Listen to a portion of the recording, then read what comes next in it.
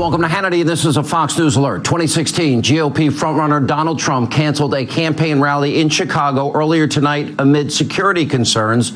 Now, this after violent agitators hijacked what was to be a peaceful campaign rally. Joining us now on the phone with the very latest is Donald Trump himself. Mr. Trump, thank you for being with us. I know this is probably a tough night for you. Walk us through from your end what you heard and how you made this decision. Well, I came to Chicago a few hours ago, Sean, and we have a tremendous group of people and real supporters, amazing supporters, amazing people. We had 25,000. We had more than 25,000, and it was going to be an incredible event. And we started to notice that all of a sudden, almost simultaneously, almost like, at a certain time, a lot of protesters showed up. And I guess it was a very staged thing with this Move On organization, which is not a good group of people from what everybody tells me. But so we had a lot of protesters come in, and they seemed to be very disruptive, and they were going into the arena, which was starting to fill up with the people that were coming. And we met with the security, we met with law enforcement, who did, I think, a terrific job.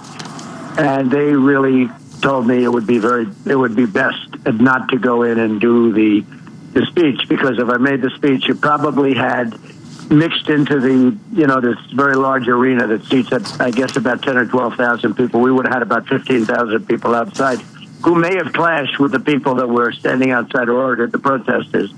But they said it would be good not to be doing the speech because you would have had clashes and people could have been hurt or worse. And I think, and we've been given credit for this, hopefully we did the right thing, but I think that, frankly, canceling turned out to be a very good decision, because we'll do it another time, probably another place, but we'll do it another time.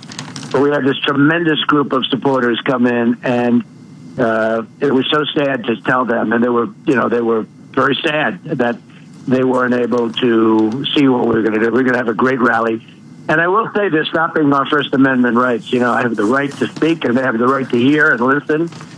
And we were unable to do that for security reasons, I've said. And it was my decision. I said, look, I don't want anybody to be hurt. We want this to be a nonviolent situation.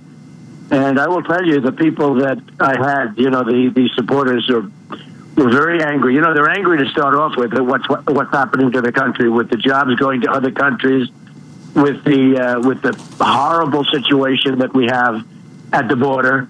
I mean, everything we have, nothing works anymore. Nothing in our country works anymore. And they're angry people. And you know what? They're not really angry about just about anything else. They're very secure in themselves, but they are very angry about what's happening with our country. And so on top of everything else, they don't even have the right to go into a pavilion and have a 1 hour rally. They're stopped by what took place today, which is really a very organized group of people that does this pretty consistently to different groups of people. Mr. Trump, we have statements that actually prove this fact, and we've been watching our own coverage here on Fox, and some people with Bernie Sanders. MoveOn.org put out a statement that Mr. Trump, Republican leaders who support him, his hate-filled rhetoric, should be put on notice after tonight's events. They actually said that these protests are a direct result of violence that occurs at Trump rallies. Well, I don't see any violence at Trump rallies. And I've been watching and flipping the dial tonight, and somehow people have been trying to flip this on you, some of your competitors, and frankly, some pretty ignorant so-called journalists have been trying to do the same thing, as if you stating your political opinions is responsible for this. And I want to give you a chance to respond to that. We have seen a lot of this before you even got in this race in Ferguson and Baltimore. The murder rate in the city of Chicago was a national disgrace. What is your reaction to that? Well, I've had many rallies, and we have massive rallies, by far the biggest, much, much bigger than Bernie by, a factor of many times. I mean, we have a couple of weeks ago, we had 35,000 in Alabama. We have 25,000 routinely. And we don't have problems. We have some protesters. Every once in a while, somebody will stand up. Today, we had a little more than normal in St. Louis in the morning. We had a number of people standing up, and it was fine. Nobody got hurt, but, they had to get taken out. And they're disruptive, and we do the best we can to do a little creative, have a little bit of fun with them. They're out there protesting. I don't know if they're having fun doing it, frankly, but we're very conscious of it, and we're very conscious of the fact that we don't want anybody to be hurt. So today we had a little bit more than normal in St. Louis, but it was really a great rally. Tremendous turnout, and I mean thousands of people out on the street that couldn't get into a very, very large auditorium. And then I came to Chicago, and we're going to have so many people, at least 25,000. Many people would have to be outside, and we were able to cancel a lot of the people that were coming that hadn't been there yet, that hadn't come there yet, because I got here a little bit early. I'm in Chicago right now, and I was able to figure it out. And again, we're getting a lot of credit for canceling, because had I gone there, it would have been in many respects easier to just go there. But I think had I gone there, you would have had a lot of problems, because this was a very organized group, and I think not a good group, that really stifled the First Amendment rights. And it's interesting, if we ever did that to them, it would be a national disgrace, a national story, and the likes of which you've never seen. But when they do it to us, it's a very big deal. So we have, these incredible people that unfortunately were shut out from hearing what they wanted to hear. This is not uncommon, Mr. Trump, that supposedly we're supposed to have free speech on college campuses. This happens only to conservative speakers on a fairly regular basis here.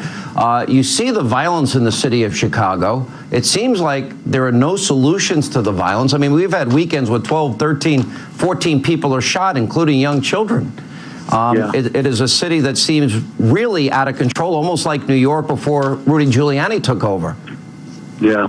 Well, it's a problem. There's no question about it. And it's a great city. I love Chicago. I have big investments in Chicago, and I think it's a great city. But it certainly has certain sections where it's got problems like probably almost no other place in this country. But Chicago is Chicago, and it's, an amazing place. And I do like Chicago. It's a city that I think is highly underrated, actually. But, and they hear about some of the statistics, and that's a shame. That's a horrible shame. And it's too bad they aren't able to do something about it. But this was, I think, very unrelated to that. This was an organized group. They knew that we were going to have thousands of people coming. And these are people that just wanted to listen. The theme is Make America Great Again. And they wanted to listen about making America great again, how we're going to do it.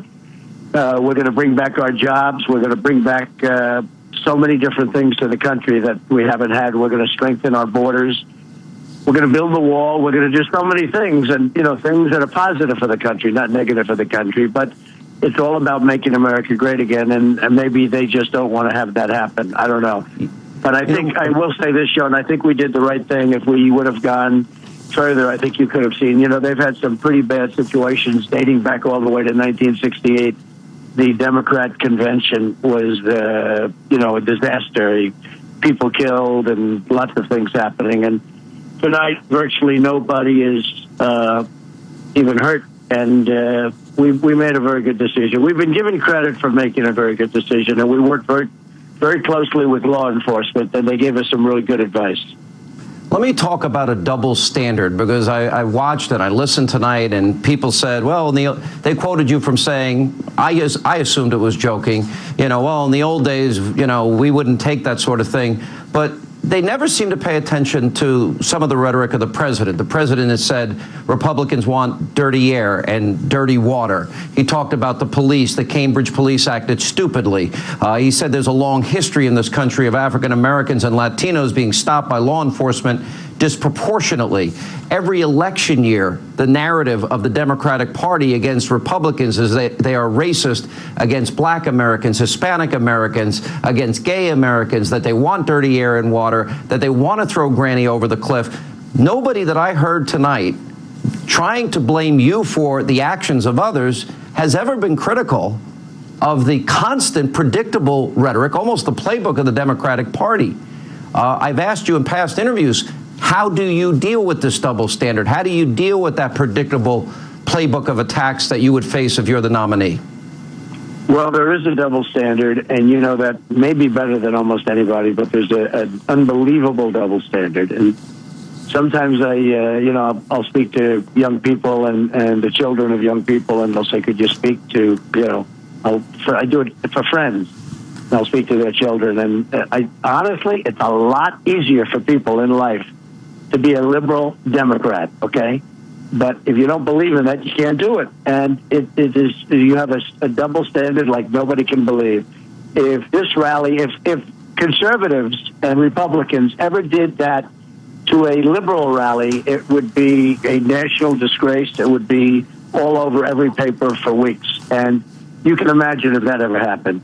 But with this, it's almost routine. You see this happening all the time. It's like routine, and it's very unfair. I agree with you.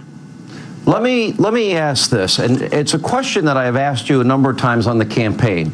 Since the president has gotten into office, millions and millions more Americans are in poverty, millions more on food stamps, millions more out of the labor force. He will accumulate more debt than every other president combined by the time he leaves office. The economic situation is as bad as you described. How much do you think this has created anger in the country, and maybe they're just lashing out in this particular instance because you're such a high-profile candidate? Well, it's tremendous. I mean, first of all, there's tremendous division in the country. If you look at African-American youth, young African-American, 59%, 59%, it's inconceivable. It's inconceivable. 59% unemployment rate. And you look at even African Americans in their prime, 30, 40, 50, the unemployment rate is very high. And, we have an African American president, and you would have thought that he would have done a much better job for African American citizens of this country. And he hasn't. And I will, because I'm going to bring back jobs from China. I'm going to bring back jobs from Mexico and so many other places that are just ripping this country apart. Our country is being ripped apart. And let me tell you, this is largely an economic issue, too. You know that workers, hard-working people, middle-class people, haven't had a salary increase effectively in 12 years, all right? So for 12 years, they're making less now in many cases than they made 12 years ago. And it's ridiculous. And there's a lot of anger. There's a lot of anxiety. But there really is a lot of anger from people that are not angry people. And you get everybody together, and you get them in a city like Chicago, and which again is a good city. It's a good city. It's potentially a great city. And a friend of mine who's a very successful guy always found Chicago to be his favorite city. So you get them in a place like Chicago, and a thing like this shouldn't happen, especially to 25,000 people we had coming to this, John. And, we were able to stop many of them from coming, fortunately. It's the wonderful thing about the Internet. But we were able to stop many, many people from coming, or it would have been really a mess. And then you don't know what would have happened. But we were able to do it early enough. And the early cancellation was just turned out to be a very good move, because now things are just about cleared up, and, there's been no damage. What do you say to all those people that in many ways feel that frustration? When I give out statistics, Mr. Trump, and I say, 95 million Americans out of the labor force, 50 million in poverty, 46 million on food stamps, we've doubled our debt, median income down. I know it sounds like a statistic, but these are real people, real lives, real suffering, unnecessarily. It seems to get worse every year, not better. What do you say to those people that maybe are left behind, maybe struggling, feeling the anger, feeling the angst, feeling hopeless maybe in many ways, that might be, drawn into these groups that seem to have agendas? In this case, it was obviously a political agenda. Sean, you know what I say? I say vote for Trump. Vote for Trump.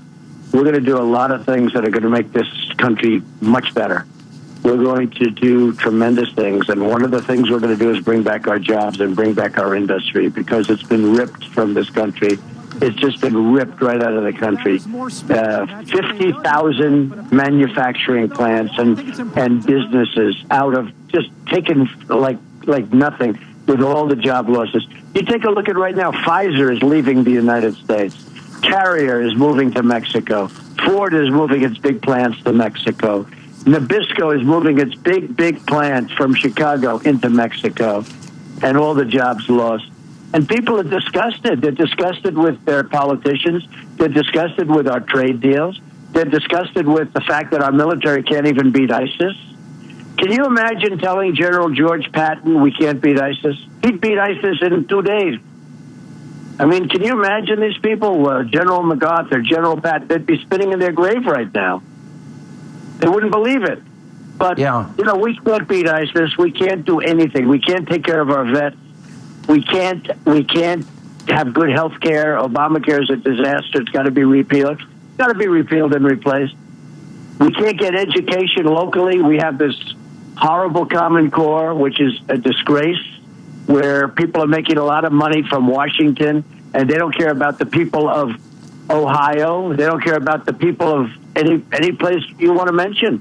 I mean, they don't care. I mean, you have some probably do, but for the most part, they care about how much money they're making and education. Yeah. So we can't, Sean, we don't win at anything anymore. This country doesn't win at anything. And that's why you have so many people coming to my rallies, and that's why you have a great anger. There's no question about it. You know, I've never understood the mindset, and I was watching Marco Rubio was on before you came on, and he quoted you saying, quote, well, in the good old days, we would handle protesters this way. And I'm thinking, I've never blamed words for inspiring people to hate. It seems like maybe some of your opponents are jumping on this to try and capitalize on it politically. What is your answer to them? Well, I don't know. I was just asked, will you get more votes or less votes? I have no idea. Certainly this would not have been done. I did this for security reasons. I don't want to see people get hurt. But is this a good? And some people, I was watching one of the networks tonight, and they said this must have been planned by Trump. And believe me, it wasn't. Believe me, it wasn't. But this, by the way, the commentary is so over the top and so outrageous and so dead wrong. I mean, when do we start blaming victims of violence instead of the perpetrators of violence? There's no words that inspire people to hate. Yeah, but when little Marco goes and starts saying what he said about this, it's a terrible thing. It's a terrible thing to say because look. I do say, years ago, it wouldn't have been put up with. We have some protesters. We've had very little, relatively speaking, protests. When we have 25, 30,000 people in an arena and we have 2 or 3 people stand up or 5 people. Actually, today was probably one of the biggest in St. Louis. We had a number of people, but we got through it. It was fine. It was just one of those things. About Nobody 30 got hurt. people, right? Yeah. Yeah, they were it was very mild. They were taken out. The police did a fantastic job. Police in our country have to be given much more credit than they're getting because they are not being properly recognized, in my opinion. I mean, between the police and the vets, you have 2 groups that are not being properly recognized. But, we have very, very little. I will tell you, though, 10 years ago, 15 years ago, 20 years ago, when we take people out today, the police don't even touch them. They don't want to touch them because they'll end up losing their pension, losing their job, destroying their life. It's brutal today. So it's a very hard thing, and I do say, in the old days, they wouldn't have put up with it like they do right now. They wouldn't have put up with a protester standing up in the middle of a speech in front of thousands and thousands of people and screaming at the top of his or her lungs, and then also, in some cases, being very violent, throwing punches. And then when the people surrounding this person, people that are getting hit, start throwing punches the other way, the story the next day is how violent the room was, as opposed to this particular protester or protesters that actually were causing the problem. And I see it because I'm making a speech. I'm on high, I'm on the platform, and I'm able to see it. And I see some people that are really, bad. They're bad dudes, and they're throwing punches. And when the punches are thrown back, it's always their fault. It's always the person, the supporter. It's always their fault. It's so unfair. It's so unfair. And I see it all the time. But we've had very, very little problem. And we've actually, relatively speaking, for the amount of people, for the tens of thousands of people that go to every event, we've had very, very little problem. Now, MoveOn.org, there seem to be threatening that this is going to go on at future events, Mr. Trump.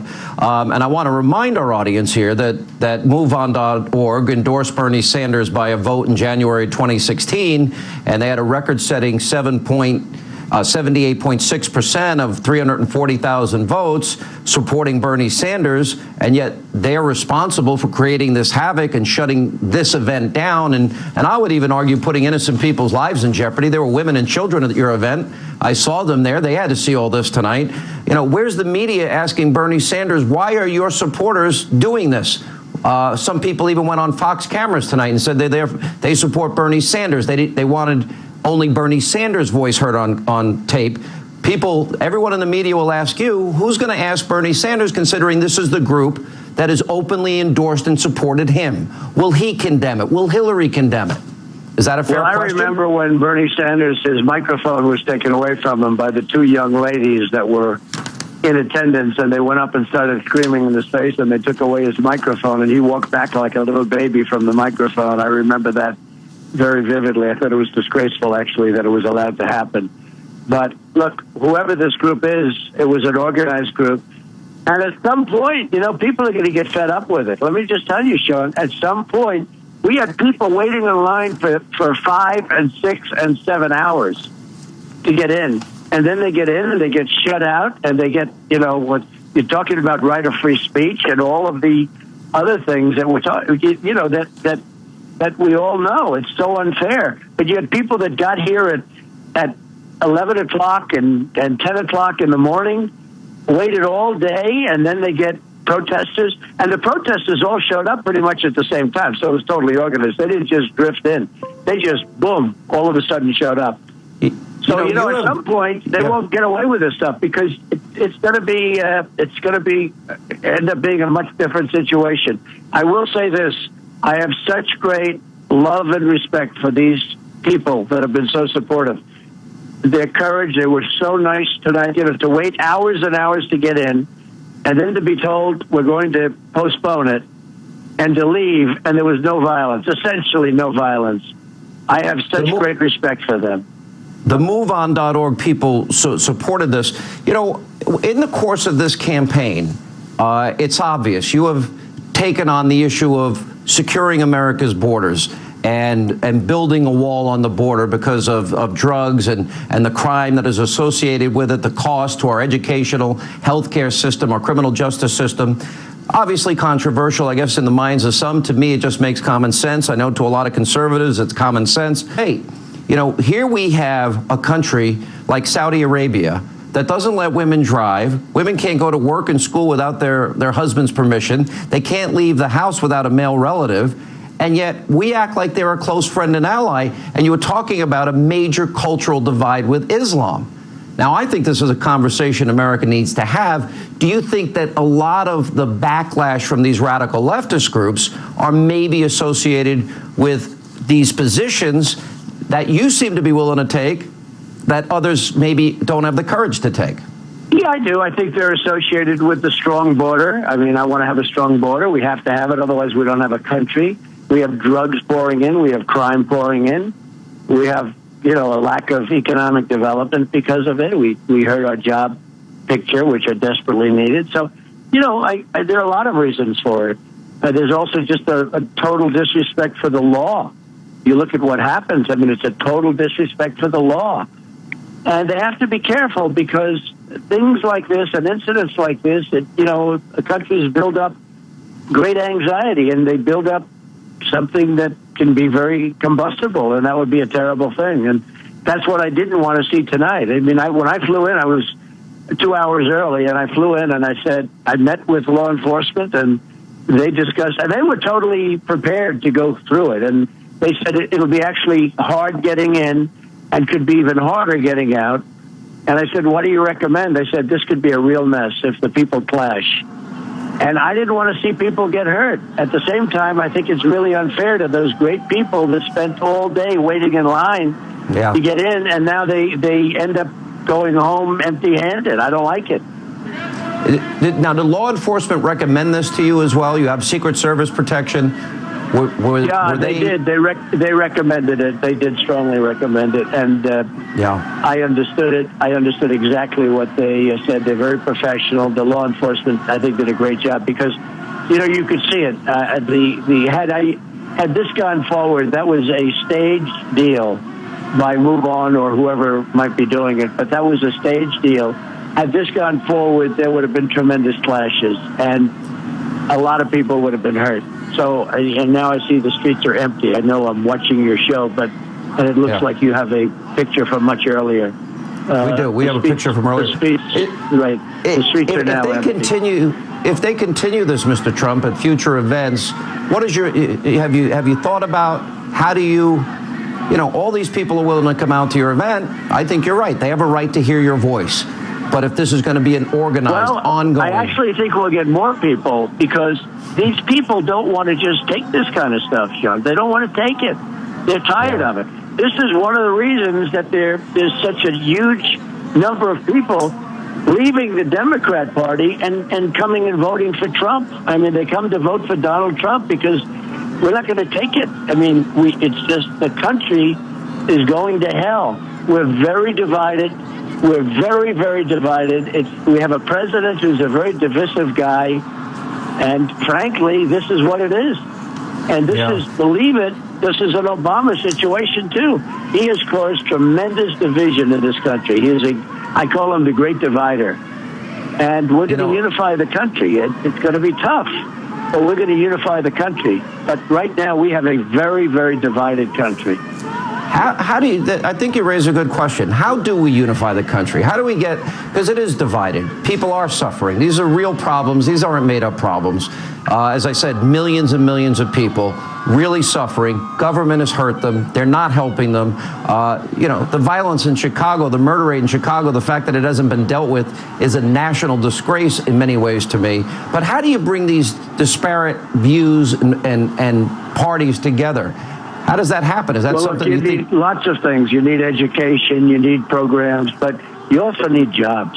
We're going to create jobs. Our jobs are being stripped out of our country. They're being taken out of our country. And when people go out and they just literally, they look for a job for 4 or 5 months, they can't find one. They give up. Now they're considered employed. The numbers are phony. These are all phony numbers. These were numbers given to politicians so they look good. But these are phony numbers.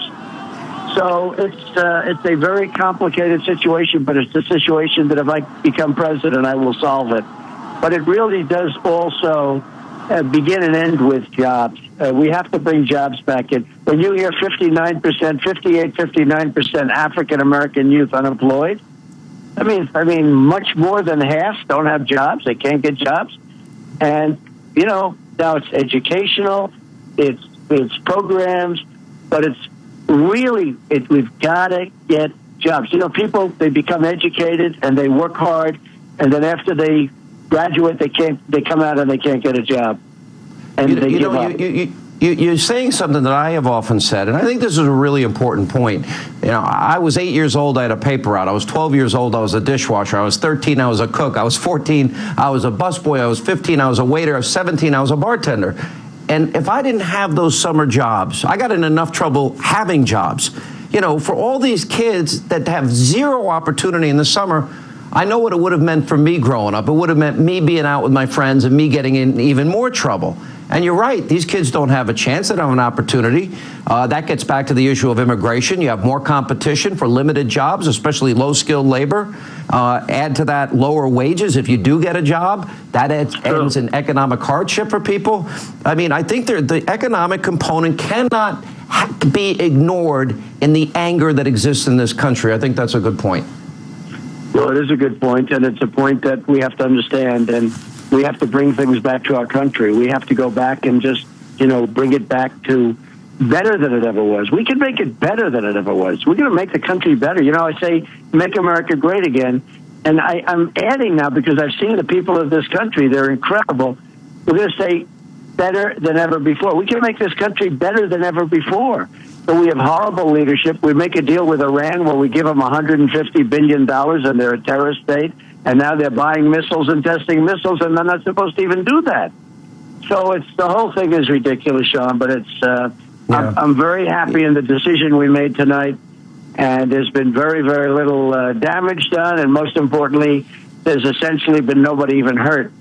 And I think if we would have made the wrong decision tonight, could have been something that would have been very bad. And everybody's very happy with what we did and how it's coming up. It's very interesting. I'm hearing a very different side of you. I've known you for over 15 years now, and I sense a real pain in there about how bad things are.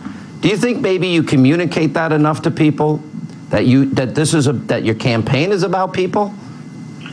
Well, my campaign is about people. It's about making people better, getting people higher wages, getting them better jobs, getting them better education, getting them better health care, strengthening our military so they can keep all those things. Because if we don't have the right military, they're not going to keep all the things I just mentioned. And, we are in a very perilous position.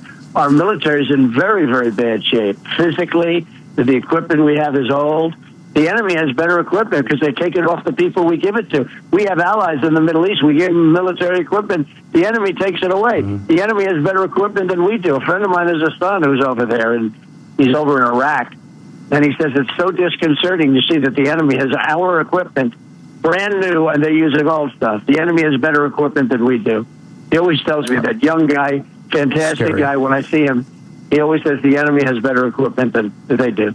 They have the Humvees that were sent over, hundreds of them, that are totally armor-plated. All right, Mr. And Trump. Our guys don't have it because they took it from the enemy. Well, they took it from people that we gave it to, and they were supposed to be our allies. But the bullet was fired in the air, Sean, and our allies ran. And these characters, these horrible characters that cut off people's heads and drown them in cages, they took the equipment. So they have better equipment than we do, Sean. People are tired of it. They're tired of seeing the stupidity. And with me, they're not going to get the stupidity. They're going to get something much different. And by the way, for the record, you were going to be on camera with us tonight, but at the advice of Secret Service and others, they asked you not to. Is that correct? Well, I think they probably felt that it would be better not to. But, look, I think we can communicate just as well this way. Otherwise, I would have done it. All right, Mr. Trump, thank you so much for your time tonight. Okay. And thank you very much, We'll be following the campaign. Thank you. Coming up, we have a lot more reaction tonight of the news out of Chicago. Earlier tonight, protesters forced the Trump campaign to cancel their rally. We have more right after the break as we continue.